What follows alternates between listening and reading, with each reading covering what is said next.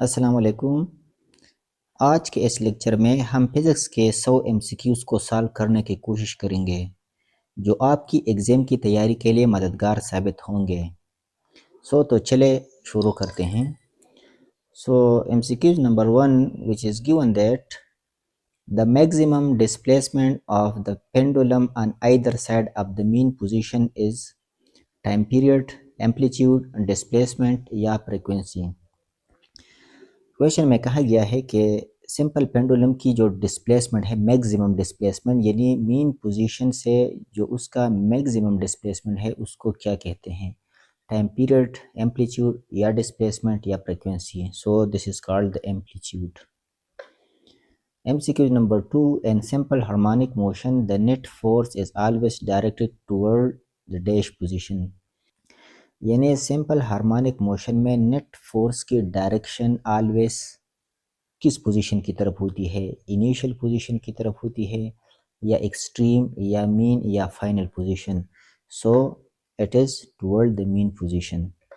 MCQ number 3, light is a dash. Light कौन सी wave है, ट्रांसवर्स, लॉन्गिट्यूडनल, मैकेनिकल या none. Light is transverse wave. MCQ number 4, the waves which requires any medium for their propagation are called।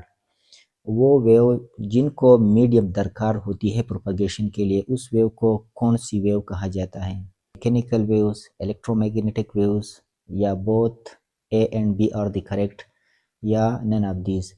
So this is the mechanical wave. MCQ number 5, the product of frequency and time period will be। यानी frequency और time period की product किस चीज़ के बराबर है, 1 के बराबर है, 0 के, 3 के या 2t के। So this is equal to 1।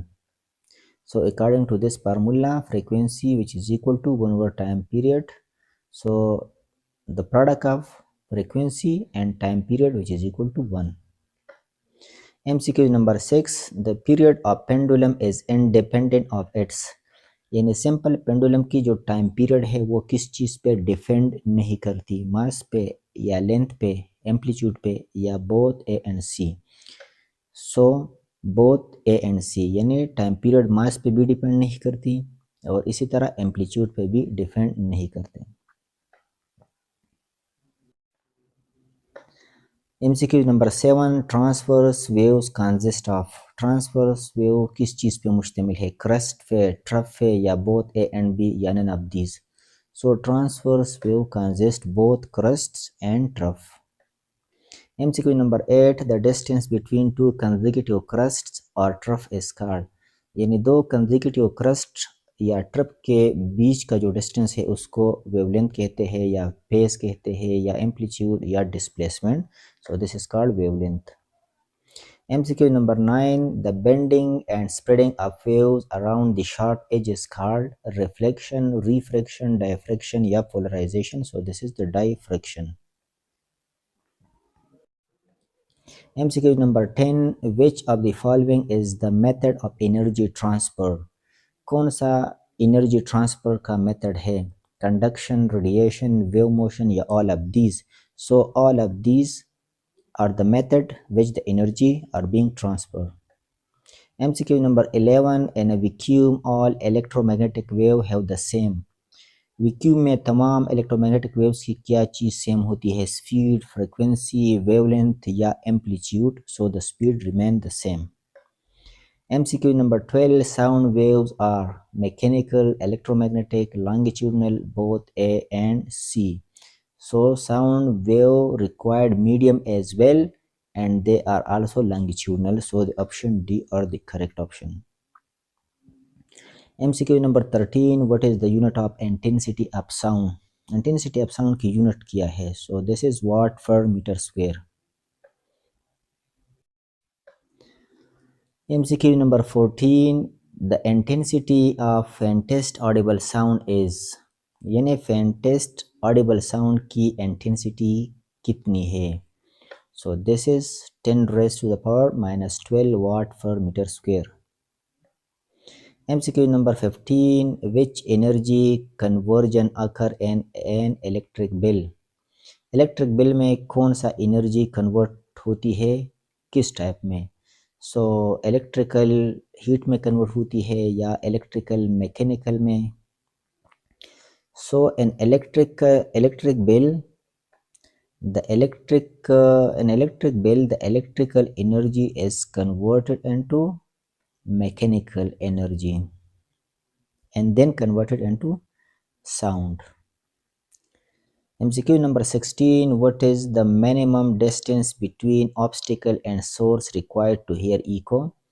Eco यानी गूंज सुनने के लिए कितना, कम से कम कितना डिस्टेंस चाहिए? 20 मीटर, 17 मीटर या 10 मीटर या 27 meter? So this is the 17 metre.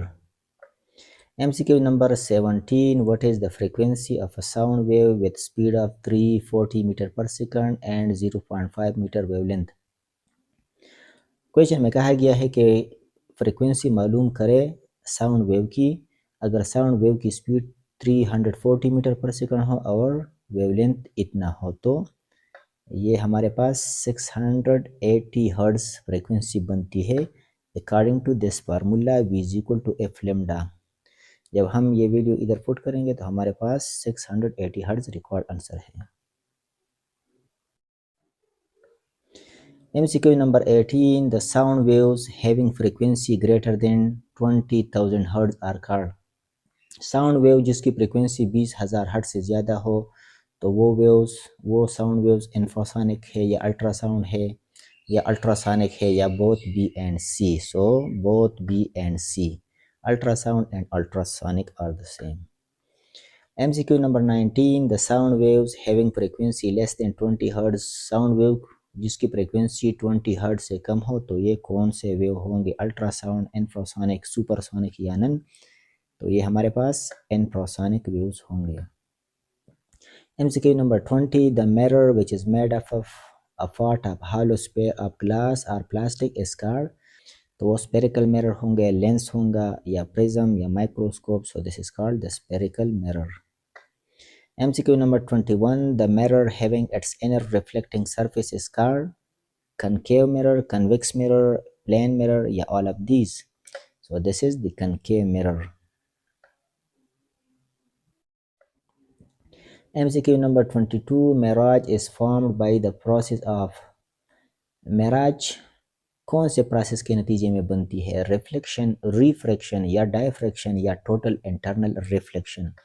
So this is form due to refraction. Mirage अगर आपने शायद देखा होगा गर्मियों में जब जून जुलाई हो और आप मोटरवे पे जा रहे हो और दूर जब देखते हो तो इस तरह बंदे को दिखाई देता है कि सड़क पे पानी मौजूद है, तो इस तरह दिखाई देना ये मिराज है जो कि रिफ्रैक्शन की वजह से बनती है.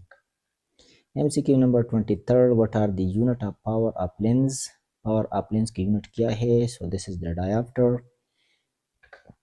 MCQ number 24, which of the following is not conservative force? Conservative force कौन सा नहीं है? इलेक्ट्रिक फोर्स या मैग्नेटिक फोर्स या फ्रिक्शनल फोर्स या gravitational force? So frictional force is not the conservative force. MCQ number 25, work done by magnetic force on charge is. यानी magnetic force जो charge के ऊपर आया वर्क करता है या नहीं. So the work is zero और मैक्सिमम या मिनिमम या ऑल ऑफ दीज. सो तो याद रखिए मैग्नेटिक फोर्स चार्ज के ऊपर वर्क नहीं करता. So the work done is zero. Just magnetic force can deviate the direction of motion of the charged particle. MCQ number 26, Coulomb's force is medium. Coulomb force आया medium पे independent है, इंहिसार नहीं करता, या डिपेंडेंट है, या बोथ ए एंड बी या none. So Coulomb's law is medium dependent. सो Coulomb force is medium dependent. ये वाला ऑप्शन ठीक है, बी. ठीक है, ये गलती से इंडिपेंडेंट लिखा गया है लेकिन the correct option is dependent, यानी कूलम फोर्स मीडियम डिपेंडेंट है. 27, the material having free electrons are called, वो मटीरियल जिसमें फ्री इलेक्ट्रॉन हो तो इंसुलेटर होगा, कंडक्टर या सेमी कंडक्टर या all of these. So free electron हमेशा कंडक्टर में ज़्यादा पाए जाते हैं। MCQ number 28, electron volt is the unit of, electron volt energy की यूनिट है, पावर की, करंट की या पोटेंशियल की, so this is the unit of energy. MCQ number 29, which device is use to store electric charge, electric charge को store करने के लिए कौन सा डिवाइस है, यानी कौन सा डिवाइस इलेक्ट्रिक चार्ज को स्टोर करती है, कैपेसिटर, रेजिस्टर, इंडक्टर या CRO कैथोड रे ऑसिलोस्कोप। तो कैपेसिटर हमारे पास इलेक्ट्रिक चार्ज को स्टोर करती है। MCQ number 30, if there are three capacitor of each of 6 farad are connected in parallel, then what will be the equivalent capacitance। अगर तीन capacitor हो और हर एक कैपेसिटर की कैपेसिटी 6 फैराड हो और उनको पैरेलल में कनेक्ट किया गया तो ये बताइए कि इक्विवेलेंट कैपेसिटेंस कितना होगा, 2 फैराड या 18 फैराड या 10 फैराड या 12 फैराड। तो हमारे पास 18 farad are the equivalent capacitance of these three capacitor. MCQ number 31, 5 joules of work is needed to shift 10 coulomb of charge from one place to another. The potential difference between the plate is। Question में कहा गया है कि 5 joule of work दरकार है कि 10 coulomb charge को यानी एक जगह से दूसरी जगह में शिफ्ट करें, तो ये बताइए कि पोटेंशियल कितना होगा। तो हमारे पास 0.5 वोल्ट पोटेंशियल होगा। According to this formula, we know that potential difference या voltage which is equal to work done per unit charge 5 joule यहाँ मौजूद है, हमारे पास 5 जूल एनर्जी है और चार्ज कितना है 10 कूलम। जब हम यहाँ फुट करेंगे तो 0.5 पोटेंशियल दरकार है। MCQ number 32, galvanometer is use to detect, galvanometer किस चीज़ के डिटेक्शन के लिए यूज़ होती है, करंट या पोटेंशियल डिफरेंस या इलेक्ट्रोमैग्नेटिक फोर्स या none of these. So galvanometer is used for the detecting current। MCQs number 33rd, if 0.5 coulomb charge passes through a wire in 10 seconds, then what will be the value of current flowing through it। Question में कहा गया है कि अगर 0.5 coulomb charges 10 second में एक wire से पास होती है तो ये बताइए कि करंट कितना होगा। The current should be 50 milli ampere. According to the current formula, the flow of charge per unit time, when we put this value, so we will got 50 milliampere। MCQ number 34, how does it take a current of 10 milliampere to deliver 30 coulomb of charge? So the correct option is 50 minutes। To finding the time we use this formula again, so the correct option is 50 minutes। MCQ number 35, the EMF is force, energy, potential या resistance। So the electromotive force is the potential, this is not the force, not the energy, this is the potential यानी work done per unit charge। MCQ number 36, the resistivity of conductor depends upon, यानी एक conductor की resistivity को किस चीज़ पे depend करती है, temperature पे, वोल्टेज पे, करंट पे या नेचर ऑफ द मटेरियल पे। तो याद रखें ये रेजिस्टेंस नहीं है, ये स्पेसिफिक रेजिस्टेंस है या रेजिस्टिविटी जो कि डिपेंड करती है नेचर ऑफ द मटेरियल पे। MCQ number 37, 1 kilowatt hour is equal to, 1 kilowatt hour कितने एनर्जी के बराबर है, मतलब 3.6 मल्टीप्लाई 10⁻6 जूल या 33.6 मल्टीप्लाई 10⁻5 जूल या 3.6 मेगा जूल या all of these. So all of these are the correct option. MCQ number 38, the frequency for alternating current in Pakistan is, Pakistan में alternating current की फ्रीक्वेंसी कितनी है, 5 हर्ट्ज, 15 हर्ट्ज, 50 हर्ट्ज या 100 hertz. So 50 hertz. MCQ number 39, all the household appliances are connected in। हमारे घरों में जो बिजली है वो किस तरह कनेक्टेड है, सीरीज में, पैरेलल में, ओपन या close. So these are connected in parallel। MCQ number 40, to measure electromotive force the voltmeter is connected with circuit in। जब हम वोल्टेज को मेजर करते हैं तो ये बताइए कि वोल्टमीटर हम सर्किट में किस तरह कनेक्ट करते हैं, पैरेलल में, सीरीज में, डायरेक्ट में या none of this. So we can connect it in parallel. MCQ number 41, electric potential and EMF are। electric potential और electromotive force are different terms या current या same unit या none of these। so they are have the same units। MCQ number 42, magnetic field inside the solenoid is। solenoid के अंदर magnetic field weak होती है, strong होती है, uniform होती है या irregular। so they are uniform। MCQ number 43, what is the power rating of a lamp connected to a 12 volt source then it carries 2.5 ampere current। ये बताइए कि एक लैम्प है, उसका पावर कितना होगा जो कि 12 वोल्ट पे काम करती है और करंट की जो वैल्यू है वो 2.5 एम्पेयर है। तो बताइए कितना पावर होगा। 30 वाट लैम्प होगा। According to this formula, power which is equal to voltage and to current. Voltage ये है और करंट हमें दी गई है, तो after putting we got 30 watt. MCQ number 44, if you double both the current and the voltage in a circuit while keeping its resistance constant, the power। Question में कहा गया है कि अगर हम एक सर्किट में करंट और वोल्टेज को डबल कर दे और उसकी रेजिस्टेंस को कांस्टेंट रखे तो बताइए कि उसका पावर रिमेन सेम होगा या डबल होगा या क्वार्टर होगा या 4 टाइम्स होगा। So it will be 4 time according to the same formula. So voltage 2 time और करंट भी 2 टाइम, तो पावर भी 4 टाइम होगा। MCQ number 45, the number of magnetic lines of force passing through a surface area is called as। ये बताइए कि magnetic lines जब एक एरिया से पास होती है तो उसको मैग्नेटिक फ्लक्स बोलते हैं या इलेक्ट्रिक फ्लक्स या म्यूचुअल इंडक्शन या none of these. So this is called magnetic flux. MCQ number 46, the number of electric line of force passing through a surface।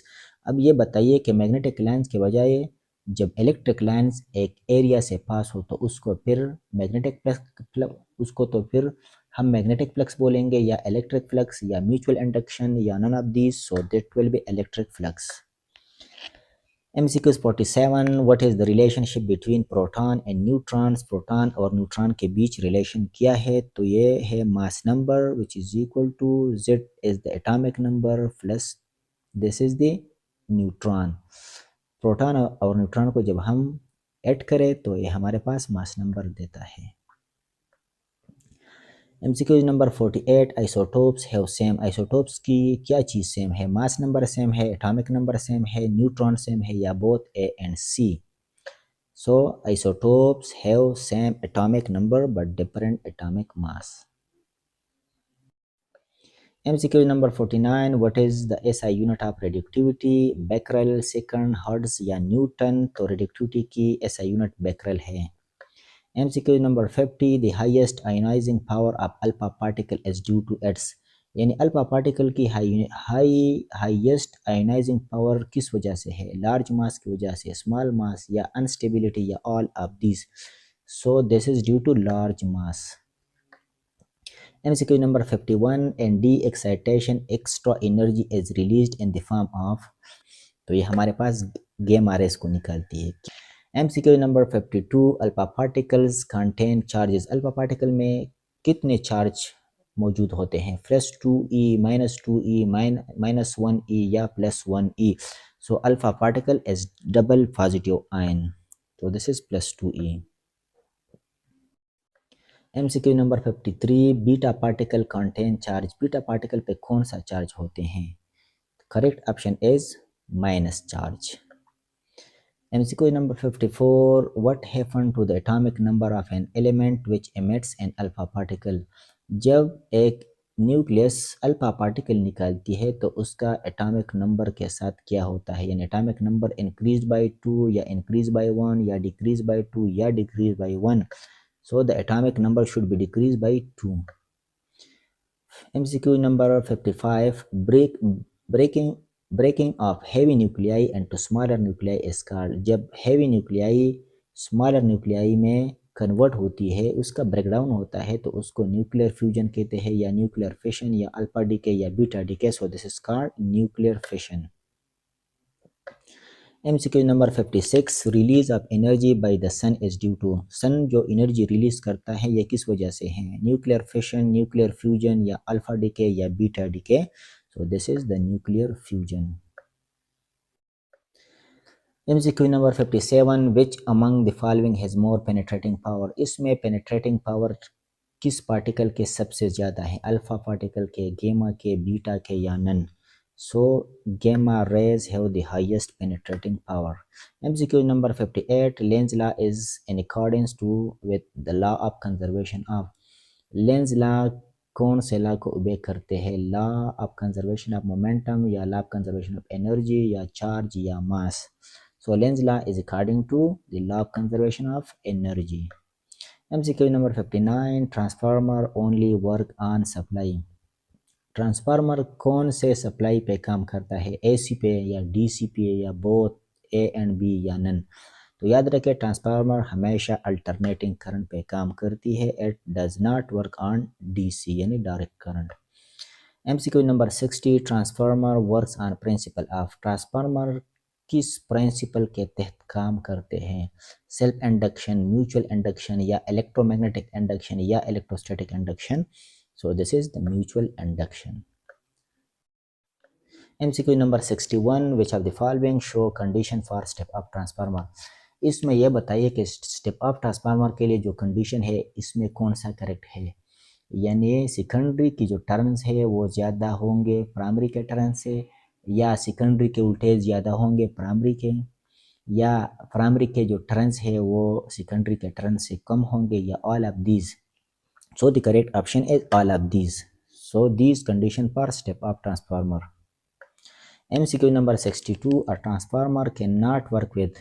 Transformer काम नहीं करता, AC supply, laminated core, soft iron core, DC supply पे काम नहीं करता, जो कि हमने ऑलरेडी डिस्कस भी किया. MCQ number 63. A step up transformer increases. यानी स्टेप अप ट्रांसफार्मर कौन सी चीज़ को इंक्रीज करती है, करंट को, पावर को, वोल्टेज को या फ्रीक्वेंसी को. So it can increase the voltage only. MCQ number 64. In an ideal transformer which quantity remain constant. Ideal transformer में कौन सा चीज़ रिमेन कांस्टेंट होती है, वोल्टेज कांस्टेंट होती है या करंट या पावर या resistance.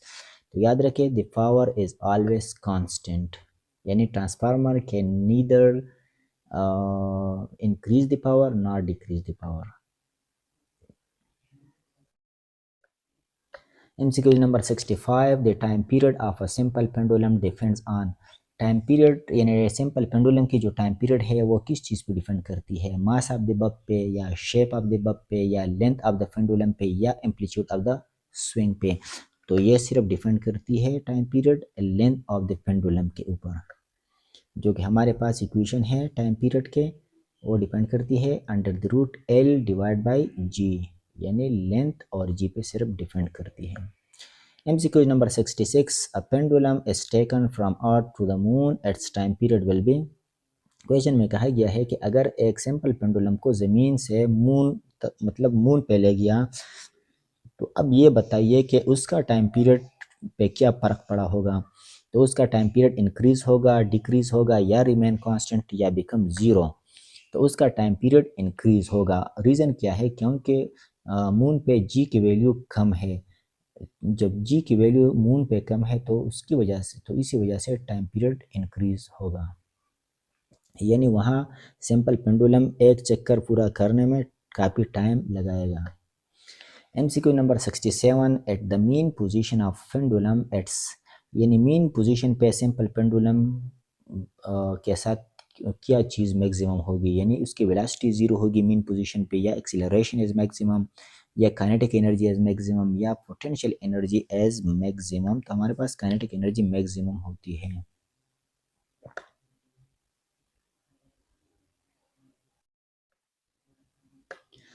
MCQ number 68, at the extreme position of a pendulum, extreme position पे हमारे पास वेलोसिटी मैक्सिमम है, एक्सीलरेशन जीरो, या काइनेटिक एनर्जी इज मैक्सिमम या potential energy is maximum, so potential energy should be maximum. MCQ number 69, nuclear binding energy is the energy required to separate electron from atom, break nucleus into proton and neutron, heat the nucleus, या ionize the atom, so the correct option is option number B. MCQ number 70, nuclear fusion occur when heavy nuclei split, light nuclei combine, या electron are emitted, या proton decay, so the fusion occur due to when the light nuclei are combined to each other. MCQ number 71, during alpha decay the atomic number of the nucleus, alpha decay के दौरान atomic number increase by 2, decrease by 1, decrease by 2, या remain the same, so it will be decrease by 2. MCQ number 72, during beta decay the atomic number of the nucleus, so increase by 1. MCQ number 73, the half-life of a radioactive substance is the time required for, यानी एक radio active substance के लिए उसका half life का क्या मतलब होगा। तो all nuclei to decay, half the nuclei to decay, या वन न्यूक्लियस टू डिके, या एक्टिविटी टू बिकम ज़ीरो। तो याद रखें हाफ लाइफ में half of the nuclei will be decay.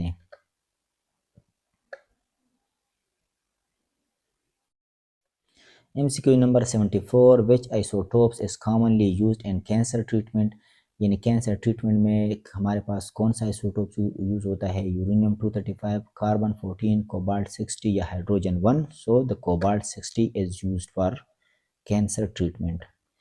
MCQ number 75, the slope of displacement type graph give us speed, velocity, acceleration, या distance, so it gives us velocity. MCQ number 76, the area under a velocity time graph represent, velocity time graph में हमारे पास area किस चीज़ को represent करती है, displacement को। MCQ number 77, the area under a force time graph give us, यानी force time graph में हमें एरिया अंडर द कर्व क्या देती है, हमें इम्पल्स देती है।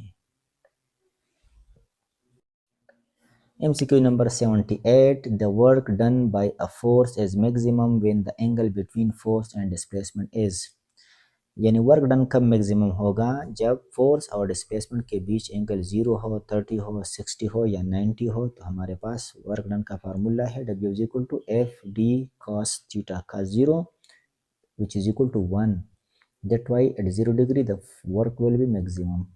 MCQ number 79, if the speed of a body become double its kinetic energy become, अगर एक बॉडी की स्पीड डबल होती है तो काइनेटिक एनर्जी कितने टाइम बढ़ती है, यानी काइनेटिक एनर्जी डबल होती है ट्रिपल या 4 टाइम या हाफ, तो it will become 4 time because kinetic energy is equal to half M V square, so speed के ऊपर वेलोसिटी के ऊपर स्क्वेयर है। MCQ number 80, the image formed by a convex mirror is always, convex mirror जो image बनाती है वो हमेशा रियल एंड इन्वर्टेड होती है, या वर्चुअल एंड इरेक्ट, या रियल एंड इरेक्ट, या virtual and inverted, so the image should be virtual and erect. MCQ number 81, the focal length of a plane mirror is, plane mirror की focal length 0 होती है, finite, infinity, या half of the radius, so it always infinity. MCQ number 82, when light enters from rare medium to denser medium it bends, जब light rare से denser medium में दाखिल होती है तो ये bend होती है, away from the normal, या toward the normal, या along the surface, या does not bend, so it bend toward the normal. MCQ number 83, total internal reflection occur when light travel from, यानी total internal reflection कब occur होगा, जब light denser से rare medium में दाखिल हो, जब रेयर से डेंसर में दाखिल हो, या वैक्यूम टू एयर, या एनी मीडियम टू एयर। तो याद रखें हमेशा लाइट डेंसर से जब रेयर में दाखिल होते हैं तो टोटल इंटरनल रिफ्लेक्शन की फिनोमिना अकर होती हैं।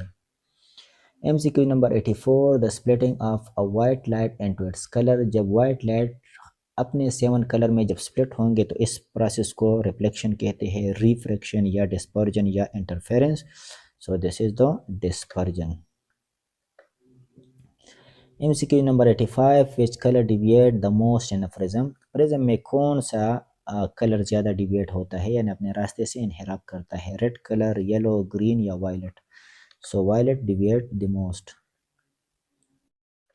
MCQ number 86, when resistor are connected in series, total resistance। जब रेजिस्टर को सीरीज में कनेक्ट करते हैं तो उसका नेट रेजिस्टेंस डिक्रीज होगा, इंक्रीज होगा, बिकम जीरो या remain same. So net resistance should be increases. MCQ number 87, when resistor are connected in parallel, total resistance। अब इस रेजिस्टर को जब हम पैरेलल में कनेक्ट करेंगे तो अब ये बताइए कि टोटल रेजिस्टेंस क्या होगा, तो ये डिक्रीज होगा। MCQ number 88, the heating effect of current is maximum when. यानी हीटिंग इफेक्ट ऑफ करंट कब मैक्सिमम होगा, जब करंट स्मॉल हो या रेजिस्टेंस जीरो हो या करंट लार्ज हो या वोल्टेज जीरो हो। तो याद रखिए हीटिंग का ताल्लुक करंट से है, जब करंट ज़्यादा हो तो हीटिंग इफेक्ट ज़्यादा होगा, it mean the current should B large. MCQ number 89, gamma rays are charged particle, neutron, electromagnetic waves या proton। So gamma rays have no charge, they are electromagnetic, these are electromagnetic waves। MCQ number 90, mass energy equivalence is expressed by the equation. यानी Einstein की जो mass energy equation है वो कौन सा है, ये वाला या सी या D option. So the correct option is option D, यानी E is equal to mc square. MCQ number 91, which device convert electrical energy direct into mechanical energy. यानी कौन सा डिवाइस इलेक्ट्रिकल एनर्जी को मैकेनिकल में convert करती है, generator या transformer या इलेक्ट्रिक मोटर या डायनमो। तो याद रखिए मोटर इलेक्ट्रिक एनर्जी को मैकेनिकल में कन्वर्ट करती है। MCQ number 92, if the number of turns in the secondary coil of a transformer is less than the primary coil, the transformer is। Question में कहा गया है कि अगर नंबर ऑफ टर्न्स जो है सेकेंडरी कॉइल पे अगर उसकी वैल्यू कम हो प्राइमरी कॉइल से, तो ये बताइए कि ये ट्रांसफार्मर कौन सा होगा, स्टेप अप होगा या स्टेप डाउन या पावर ट्रांसफार्मर या isolation transformer. So this should be step down transformer. MCQ number 93, if current flows in opposite direction in two parallel wire, they। अगर दो पैरेलल वायर है और इसमें अपोजिट डायरेक्शन में करंट फ्लो करती है तो ये बताइए कि ये वायर एक दूसरे को अट्रैक्ट करेगा या रिफल या रिमेन न्यूट्रल या move randomly. So they will repel each other. MCQ number 94, which part of an atom is responsible for radioactivity। यानी रेडियोक्टिविटी के लिए एटम का कौन सा हिस्सा रिस्पॉन्सिबल है, इलेक्ट्रॉन, प्रोटॉन, न्यूट्रॉन या न्यूक्लियस। तो याद रखिए रेडियोक्टिविटी के लिए न्यूक्लियस रिस्पॉन्सिबल है क्योंकि न्यूक्लियस की ब्रेकडाउन होती है। MCQ number 95, in a nuclear reactor the function of control rod is to। यानी न्यूक्लियर रिएक्टर में कंट्रोल रॉड की फंक्शन क्या है, इंक्रीज टेम्परेचर या इंक्रीज रेडिएशन या एब्जॉर्ब न्यूट्रॉन या प्रोड्यूस इलेक्ट्रिसिटी। तो याद रखें control rod can absorb neutron, that why it can control the nuclear reaction. MCQ number 96, a charge body attract a neutral body because. यानी एक charge body neutral body क्यों attract करती है, due to gravity या due to friction या of electrostatic induction या of magnetic field. तो ये इलेक्ट्रोस्टैटिक इंडक्शन की वजह से अट्रैक्ट करती है। MCQ number 97, the resistance of a conductor increases when. एक कंडक्टर की रेजिस्टेंस कब इंक्रीज होगा, जब टेम्परेचर डिक्रीज हो या लेंथ डिक्रीज हो या एरिया इंक्रीज हो या टेम्परेचर इंक्रीज हो। तो याद रखिए जब हम टेम्परेचर को बढ़ाते हैं तो रेजिस्टेंस हमारे पास बढ़ती है।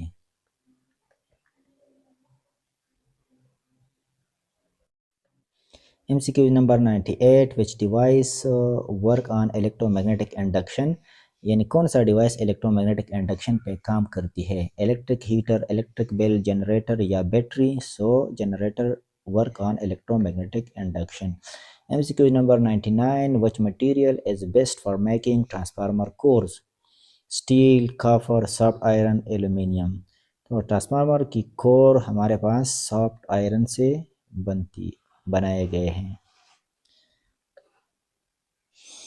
MCQ number 100. If the potential difference between 2 points is 0, then अगर पोटेंशियल डिफरेंस दो पॉइंट के बीच जीरो हो देन नो करंट फ्लो, या करंट इज मैक्सिमम, या रेजिस्टेंस इज जीरो, या पावर इज इनफिनिट। जब पोटेंशियल डिफरेंस बिटवीन 2.0 हो तो याद रखिए there should be no current.